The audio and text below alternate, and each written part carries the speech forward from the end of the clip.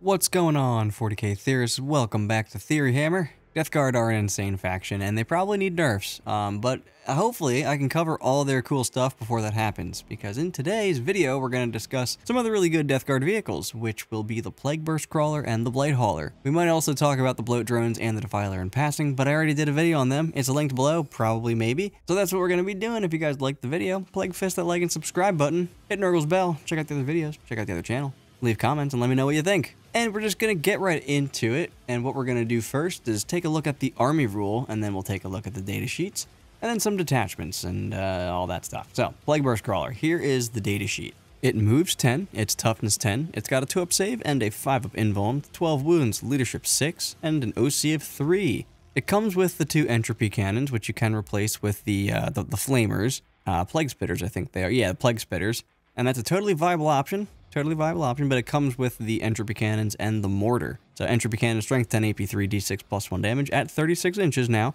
And then you have your mortar at 48, blast, indirect, lethal hits, D6 plus 3 shots at 812. Its ability is pretty cool. In your shooting phase, each time you select a target for this model's Plague Burst mortar, roll 1d6 for the target unit and every unit within 3 inches of the target unit, adding 1 to the roll if that unit is afflicted. On a 6+, they're struck by spores. And after resolving this model's attacks against the target unit, each unit struck by spores suffers D3 mortal wounds. And so, we're just talking about some decent backfield shooting, basically. And of course, you take a Lord of Virulence to give it rerolls to hit, and then hopefully it can splash mortal wounds and stuff on things around it. It's just kind of good, right? It's sub 200 points, 195 points for a decent out of line of sight shooting. It's got lethals on its guns, its shots are decent. It has access to reroll hits, has the ability to splash mortals. And a lot of the vehicles in the Death Guard faction, they pair really well together. For example, the Defiler can give the Plague Burst Crawler ignores cover. And so that's one of the drawbacks gone. Your Lord of Virulence is giving it rerolls to hit, and so that's its other drawback gone. And I kind of want to focus on the splash mortal wounds for a second. If you can get a bunch of your opponent's units into contagion range, especially from like turn 2 and onward, these Plague Bursts can cause a ton of mortal wounds. This is pretty dependent on the army that you're playing against, though. Like, some armies just won't have a ton of units, so the more units that your opponent has, the better these become. But in the best case scenarios, you could have like 3 or 4 units all within 3 inches of each other. So let's just say it's like 3 units. So you have the 1 unit that you're targeting, and you have 3 units around them. If the Plague Burst Crawler shoots the same target, so if all 3 of them shoot the same target, you roll 12 dice in total. 4 of those dice are going to be a 5-up, and technically, each of those 3 units should take D3 mortal wounds, because you would roll 3 times for each unit in this theoretical scenario. I'm kind of curious, what can we do to a Terminator unit with 3 Plague Bursts after cover gets taken away? All that matters is a single Defiler sees them and shoots them, so like, it destroys 2 of them. The Plague Bursts then shoot. Overall, they're looking at about 3 destroyed, and then like D3 mortal, so yeah, not great. Basically, not great against anything with 3 wounds. They're much better against 2 wound stuff, but even if you are going against 3 wound stuff, you're just peppering somebody all game long with them. 3 of them aren't going to live all game long, most likely, but you know what I mean. Just peppering you from places that are hard to see. Peppering you while all the other stuff moves up the table, while Death Shroud, Deep Strike in, charge you, you know, all that bullshit. But with the entropy cannons also being a 36-inch range now, these things can actually come out and actually shoot stuff. They can just shoot you normally. The entropy is pretty good too. I mean, it's D6 plus 1 damage. It's AP3, so it's AP4 basically when you account for affliction. Only strength 10, but, you know, it's got lethal hits, and it's just pretty good mid-range shooting for anti-vehicle stuff. It's not a whirlwind, you know? It is a whirlwind, but it also has other guns on it that can be useful. You could give it those flamers instead too, and that'll be a great Overwatch target, and it'll be a little bit more aggressive. It also helps you clear things out of combat. It then also has that heavy slugger on it, so it's just some extra shots to help you pitter-patter things. So it isn't just a basilisk or a whirlwind or some shit. It's like an actual tank that just happens to have a good indirect weapon on it. But that's our Plague Burst Crawler, so let's move on to the Blade Hauler. And I just love this thing, man. It's 90 points. How in the world is this thing 90 points? It moves 10 inches, it's toughness 9, it's got a 3-up, 5-up, and it's got 10 wounds, leadership 6, and it's OC3 for no good reason. It has a multi-melta, it has a missile launcher, it's got a bile spurt thing. The bile spurt, don't worry too much about it, but it's got a multi-melta and a missile launcher. It does do deadly demising stuff for D3, but its ability is good. It's Tank Hunters. In your shooting phase, each time it makes an attack that targets a monster or vehicle unit, you add 1 to the hit roll and add 1 to the wound roll. No restriction, No, they have to be under half. No, they have to be this or that. It's just you +1 to hit, +1 to wound monsters and vehicles.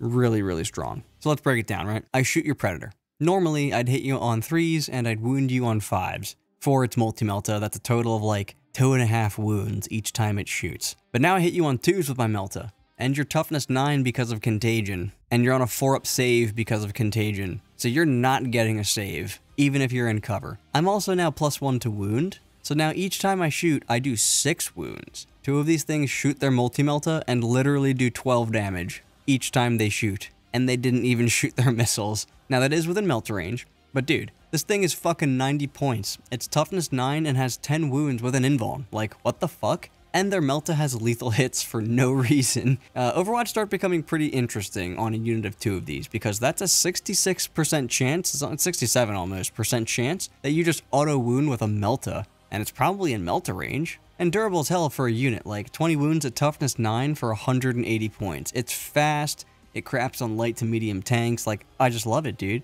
What's not to like? The main problem is that you have too many good options. Plague Bursts are also just nice. Great indirect and otherwise. Blight Haulers are a great anti-tank platform with a beefy durability profile for their points. But then you got things like Defilers that are taking away cover that are good at shooting and good at combat, that fill multiple roles, you know? And those things are taking away cover for all kinds of other stuff that makes them more efficient.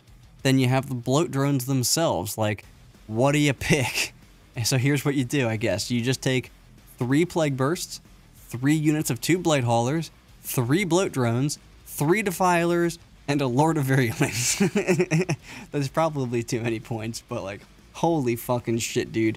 All of your vehicles are so good, and then you have Plague Marines, and then you have Death Shroud, a slew of great characters that can go with them. Like, bro, this codex is fucking busted. I love it when it's hard to decide which units I should take from which within the codex itself, because it's like, that means the codex is well balanced. When you have all these things, you're like, I want to take all of them, but I can't. It's good balance. The codex is OP, but, you know, for what it is, it's a very good balance.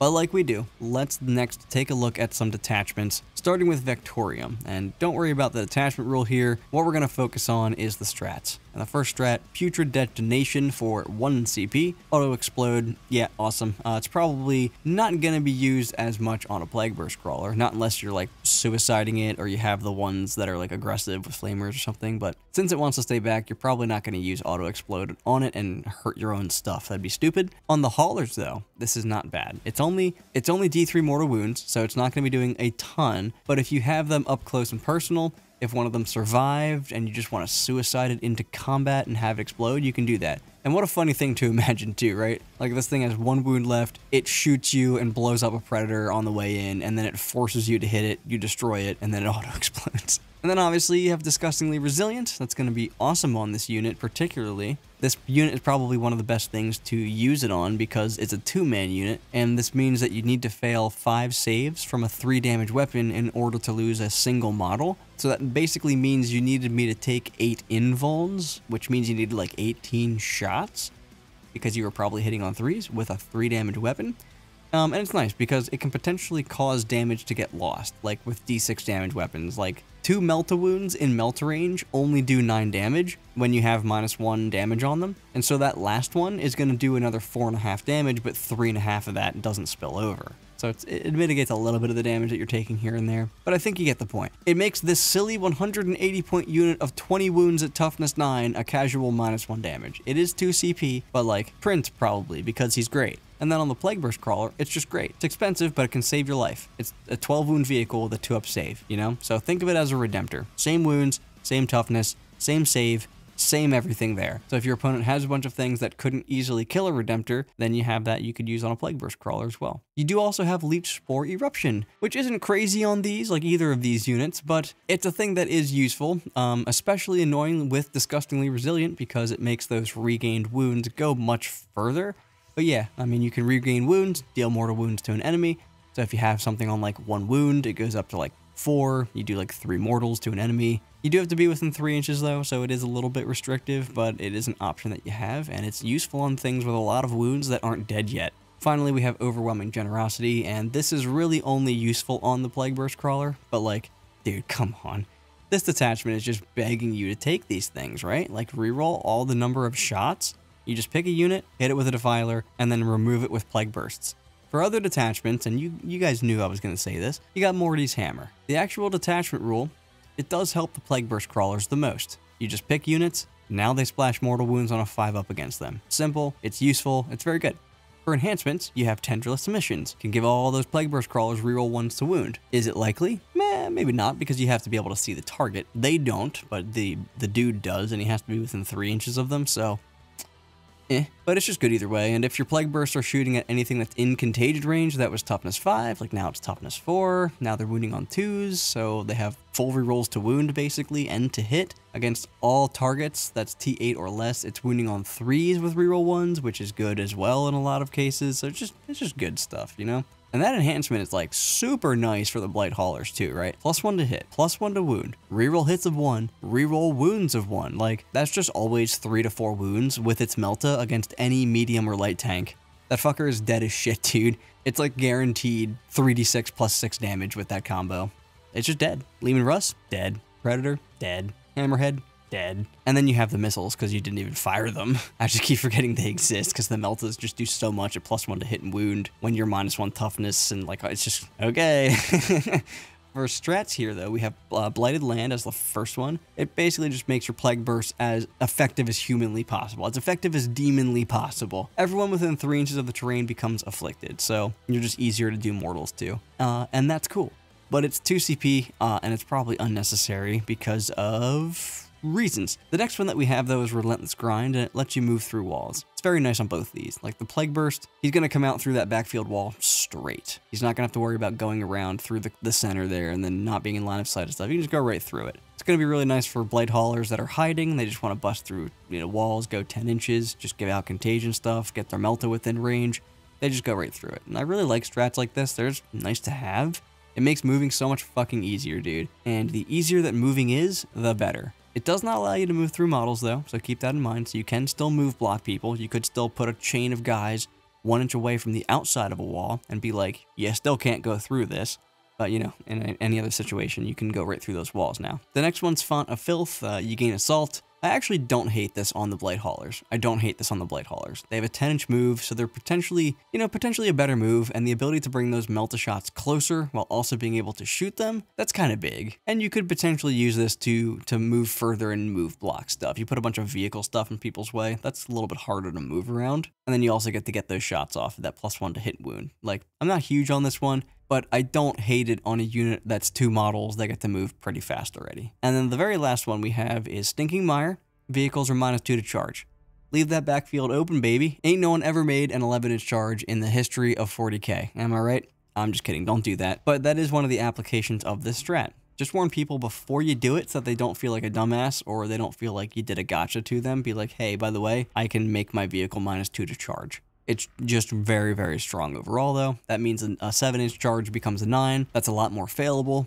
An 8-inch becomes a 10. You know, that's probably getting failed at that point. It's just good, man. Like, even turning a 6-inch charge into an 8-inch charge, if that charge could be game-changing, it's just great to have. And it's only 1 CP, so really good. Oh, man. So much good stuff here, though. I mean, between this video and the last video about the Defilers and the Bloat Drones, you're definitely not starved for really good like options for your vehicles when you're playing Death Guard. You're not starved for anything, whether it's vehicles or not, but since these videos have been about the vehicles, you're really not starved for good options. And on top of that, you have detachments that support them. And honestly, all of these, like things I didn't even speak about, the Bloat Drones and Defilers, didn't talk about them in this video, they're good in any detachment. Even detachments that I didn't mention, like the Plague Bursts as well.